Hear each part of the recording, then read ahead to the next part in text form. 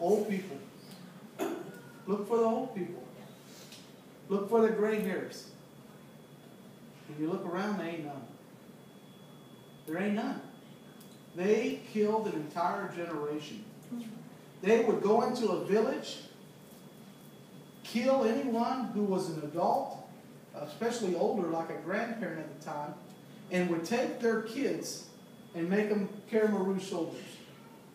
And the reason that they would kill that child's parents is so that child would know they had nowhere to go back to. You can't go home because there is no home. Your mom, your dad, your grandma, your grandpa, your aunts, your uncles are dead. You saw them shot to death. You saw them tortured. So you pick up that gun and you join us, or we will leave you here with them dead as well. And we did this freedom retreat. And we had a huge cross. It was 20 foot long, and I think it went 8, 12 feet wide. It was huge that these Cambodian Hope organizations put together. And we had a big old tarp. And we laid that cross on the tarp, laid it down. And we brought with us from Texas these real unique looking nails. They're about 2.5 inches long, but they look like stakes that you would drive through someone's hand. They were real far out looking nails. And we brought hundreds of those nails. And we got little slits of paper. And we gave those out to all the people who were there. And there was probably 2 or 3, maybe 400 Cambodian people there for this service. And we did our message, and we talked about forgiveness. And we had those people write on those little slits of paper the thing that they wanted to put on the cross to give to Christ. And when we said go, it was insane. Those people was almost like desperate to find a hammer. You saw some people just taking the stake, driving in their thing, and pushing down so hard with their hands that they would puncture their own thumb, their own palm, trying to get that stake in there, that cross, because they couldn't get a hammer. They were so desperate to put those things on that cross and to give it to the Lord. And this was going on for about 20 or 30 minutes. And this older lady, which had to be in her 80s, somehow got through the Khmer Rouge and had a hammer on her hands and knees, and she was smacking that nail so hard she was trying to drive it through the other side of that cross. And she is just wailing and bawling and sobbing the whole time, just hitting that stake with that hammer, hitting it down. And we're all like, what y'all see this?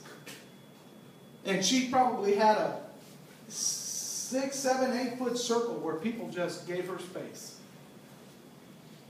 And all of a sudden, this guy who looked like he was probably in his 40s came over there, and we all thought that that was her son, and that he's trying to help her get herself together and take her back to her chair or whatever.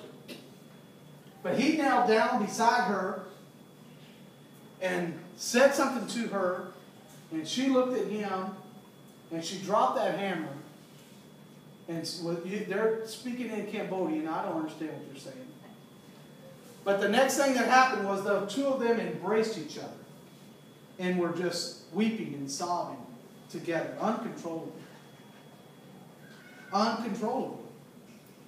And Chum No, it got his attention, and he went over there and looked at the paper that was on that cross that she had been banging in. And he came back to us and he said, it says Khmer Rouge. The soldiers. And come to find out, that man who was in his 40s was a soldier. And was asking her to forgive them.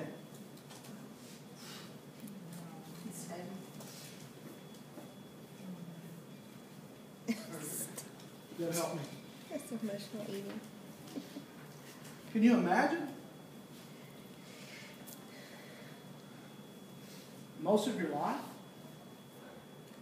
you don't have a family. Your parents are dead. Your grandparents are dead. And here you're this little lady that somehow escaped and hid. And here this person who was a part of killing your entire generation is asking you to forgive.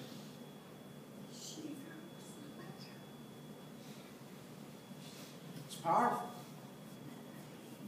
It's so powerful. It is so powerful.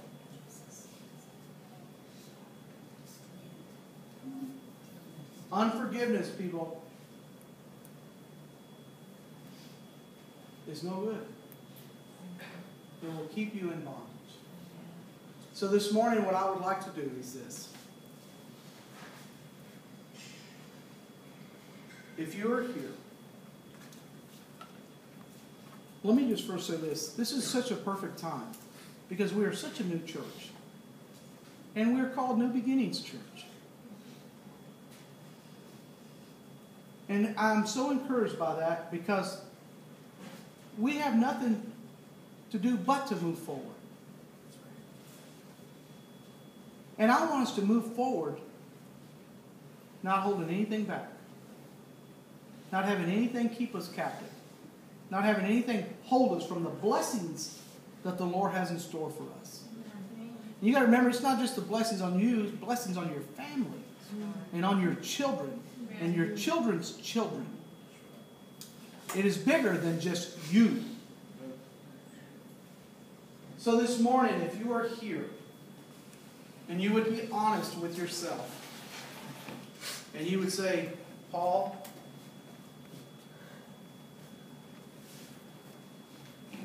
I have forgotten, but I have never forgiven. I was hurt. I was rejected. Can I say something? Yes.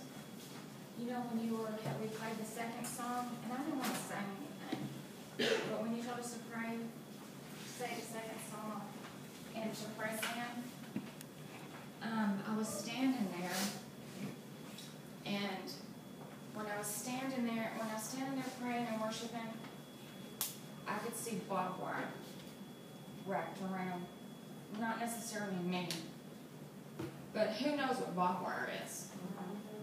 Barbed wire is painful. Barbed wire can cause pain, can tear you up, it can hurt you, and it's not so easily to get out of. I think they make it for a reason. And so, I'm saying that to say what he's saying is that unforgiveness is like barbed wire. And it can hurt you. They put it at prisons for a reason, to keep people in bondage. Not to keep them in bondage, but to keep them captive, to keep them in there. They double roll that stuff. If you've ever gone by a prison, they have like 3 or 4 razor wire. Yes. And it's painful. And so I'm saying that is that Jesus has got to be our wire cutters. Come on. And let him take that stuff off. Because then, he'll take the pain away and there won't be any more. And unforgiveness. People can hurt you and it might rise up and you might see that person in the store. It's what you do with that. That's right. Once it's there, if it rises to the surface, it's what you do with it. You've already forgiven. Jesus has already taken you from that place. You have got to say, no, I've forgiven. And you got to let it go. It's got to go. And that's all I wanted to say. And I have something too, Paul, to add to that.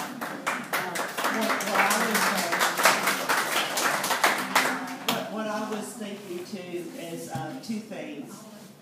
We were discussing all of this last night as a family, and we living in these human bodies, and so we know, those of us that have walked with the Lord for a while, you know the right thing to do is to forgive. So you go to the Lord and you say, I forgive. But then we have these human emotions. And that picture of what Rowland was doing is really the answer, because whatever it is that you feed is going to grow. What you feed will grow. So if you feed the forgiveness by, when you face that person, well, Lord, I bless them. I bless them, Lord, I bless them. And you keep doing that, then with the time, that's where the healing comes, because I'm feeding that. Instead of, oh, that just made me so mad. No, I feed the blessing. And the other thing I thought of is this right here, while he was talking. It's through the cross that we get our new beginnings. Amen. We need to remember, Peter asked Jesus, how many times should I forgive my brother? And what did he tell him? Peter said, how many times should I forgive my brother? 7 times? And what did Jesus say? 70 times 7. That's 490. 490 times to forgive. And I think Jesus' reason for that was to say you will lose count. You won't keep up with how many times. So he tells us how many times. We do have repeat offenders who hurt us, who are our family, who we have no choice but to love, because they're family. But the Word tells us we have to forgive the repeat offender. You may not have to subject yourself to them, but you have to forgive them. And I want to say this, ladies and men as well. I don't mean this message to say if you're in an abusive relationship, you stay there. I am never saying that and never will say that. I'm saying you must forgive, but don't subject yourself to it. So if you're here this morning and you have something inside of you, when I gave you that little lesson to do and to think of that person that has hurt you the worst, and then what is coming through your mind, what's going through your emotions, that should give you an idea of where you're at right now. And I want you to just think. We're going to play a song, and I want you to think during this time of that song of what has you captive. What has disappointed you the most in life? Who has hurt you the most in life? And then I want us to pray. And I really want you to consider giving that to the Lord. You may have to forgive someone who is not even here anymore. They may have passed on to the next line. But you can still forgive them. Forgiveness is for you. I heard that unforgiveness is like a person drinking poison, expecting it to harm those who hurt you. Doesn't work. You only hurt yourself. And maybe you're here this morning and it's you that needs to be forgiven. You need to forgive yourself. You need to let go of something you did. Maybe it was you that hurt the one that you love, or the ones that you love. And you need to leave that so that you can move on. And all that God has for you